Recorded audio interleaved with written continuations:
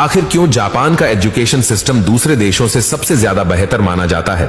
ऐसा क्या है जापान के एजुकेशन सिस्टम में कि जापान टेक्नोलॉजी के मामले में सबसे आगे है? तो चलिए जानते हैं जापान की स्कूलों के बेहतरीन नियमों के बारे में। दोस्तों, जापान में स्कूल का टाइम सुबह 8:30 बजे से शुरू होता है और सभी को टाइम पर पहुंचना जरूरी होता है। अगर स्टूडेंट 5 मिनट लेट हो जाता है तो उसे 1 सप्ताह तक जल्दी आकर अपनी क्लास की सफाई करनी पड़ती है और यही उसकी सजा होती है। साथ ही जापान के स्कूलों में जो भी चीज सिखाई जाती है वो हर चीज प्रैक्टिकल करके ही समझाई जाती है। यहाँ पर सभी बच्चे सभी चीजों को प्रैक्टिकल करके ही सीखते हैं, इसलिए यहाँ के लोग सबसे ज्यादा इनोवेटिव माने जाते हैं। जापान के स्कूलों में छात्रों के लिए लंच के लिए एक ही मेन्यू सेट किया जाता है। वहाँ स्कूल लंच भी एक तय सिस्टम के हिसाब से ही बनाया जाता है।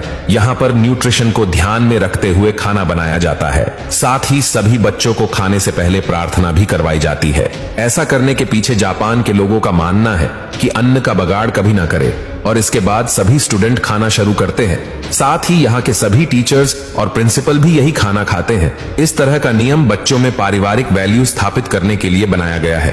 हैरान कर देने वाली बात तो ये है कि खाना खा लेने के बाद यहाँ के स्कूल को क्लीन करने के लिए कोई सफाई कर्मचारी नहीं होते, बल्कि स्कूल के सभी स्टूडेंट को मिलकर पूरे स्कूल की सफाई करनी होती है और स्कूल के सभी टीचर और प्रिंसिपल को भी ये सब करना पड़ता है।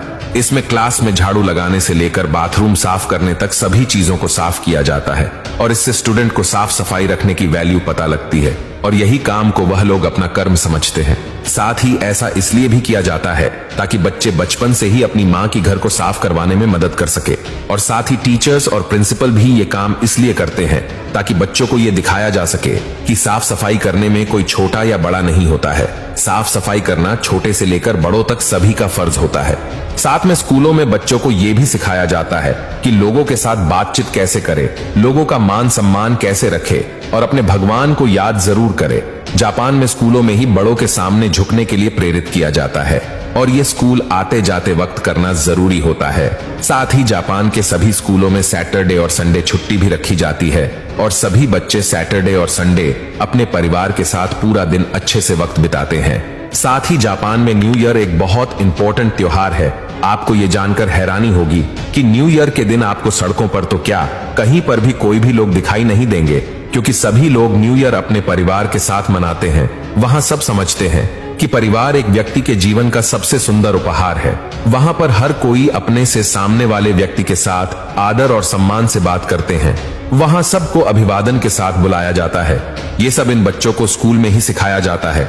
आप जानकर हैरान रह जाएंगे कि जापान के स्कूलों में 10 साल तक कोई भी एग्जाम नहीं लिया जाता। ऐसा इसलिए किया जाता